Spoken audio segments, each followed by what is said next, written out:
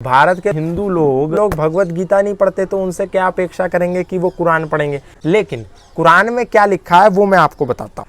बहुत सारे सेकुलर लोग, बहुत सारे हिंदू लोग ये सवाल उठाते हैं कि जो कट्टर हिंदू या जो समर्पित हिंदू इस बात को कहते हैं कि कुरान में ये लिखा है, कुरान में हिंदू हत्या का प्रावधान है, कुरान में हिंदुओं को मारने की बात कही है, ये सब गलत है। ये सब कट्टर हिंदुओं ने अपने आप इस्लाम को और कुरान को बदनाम करने की साजिश की है।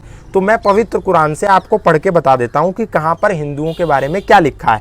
पारा 10 सूरा 9 तौबा आयत 5 पे लिखा है, फिर जब हराम महीने बीत जाएं तो मुशरिकों को जहाँ कहीं पाओ कत्ल करो और उन्हें पकड़ो और उन्हें घेरो और हर घात की जगह उनकी ताक में बैठो। मुशरिक कहाँ? मुशरिक यहाँ लिखा है। मुशरिक का मतलब होता है जो मूर्ति की पूजा करते हैं। हाँ। मुसलमान तो मूर्ति की पूजा नहीं करता, हिंदू करता है। हाँ। है ना। ईसाई भी मूर्ति की पूजा नहीं करता, हिंदू करता है। तो हिंदू के लिए लिखा है कि जहां कहीं पाओ वहां घात करो, वहां कत्ल करो, वहां मारो। ये मैंने बताया, रेफरेंस दिया। दूसरी आयत सुनिए, पारा 5 सूरा 9 तौबा आयत 28। हे ईमान लाने वालों, ईमान लाने वाले मतलब जो अल्लाह और मोहम्मद में ईमान जिनका है, हाँ। विश्वास है। मुशरिक तो अपवित्र हैं, ये मूर्ति पूजक, ये जो हिंदू सनातन को मानने वाले हैं ये अपवित्र हैं। तो इस वर्ष के पश्चात ये मस्जिदे हराम काबा के पास ना फटकने पाए, और यदि तुम्हें मोहताजी का भय हो तो अल्लाह ने चाहा तो जल्द ही वह अपने अनुग्रह से तुम्हें धनवान कर देगा। मतलब ये काबा के पास ना फटक पाए। क्यों? क्योंकि ये अपवित्र हैं। कौन? हिंदू अपवित्र हैं।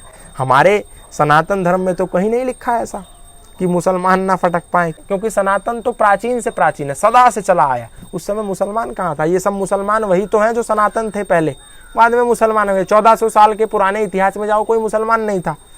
तो अगला देखो, जो और जब तुम, ये पारा 5 सूरा 4 निसा आयत 101 में लिखा है, और जब तुम जीवन में सफर करो तो इसमें तुम पर कोई गुनाह नहीं, यदि नमाज में कसर करो, यदि तुम्हें इस बात का भय कि कुफ्र करने वाले तुम्हें सताएंगे, निसंदेह काफिर तुम्हारे खुले दुश्मन हैं। अब ये एक आयत नहीं है, ऐसी कई आयतें इस पवित्र कुरान में लिखी हुई हैं, मैं उसी में से आपको बता रहा हूँ। तो कहने का मतलब ये है, जो लोग इस बात को कहते हैं कि कुरान में ऐसा कुछ नहीं लिखा, कुरान में भाईचारे का संदेश है, तो एक बार पढ़ के तो देखो। और मैं एक बात और बताना चाहता हूँ कि ये जितनी कुरान है, लगभग 24-25 ऐसी कुरान की आयतें हैं, उनको बैन भी किया गया है। उनको कहा है कि ये समाज के लिए ठीक नहीं है। तो ये भी मैं आपको बता देता हूँ। ये ZS लोहाट मेट्रोपॉलिटन मजिस्ट्रेट ने फैसला सुनाया, लगभग 24 आयतों पर फैसला सुनाया। उन्होंने बोला कि कुरान मजीद की पवित्र पुस्तक के प्रति आदर रखते हुए उक्त आयतों के सूक्ष्म अध्ययन से यह स्पष्ट होता है कि ये आयतें बहुत हानिकारक हैं और घृणा की शिक्षा देती हैं। इनसे एक तरफ मुसलमानों और दूसरी ओर देश के शेष समुदायों के बीच मतभेद पैदा होने की संभावना है।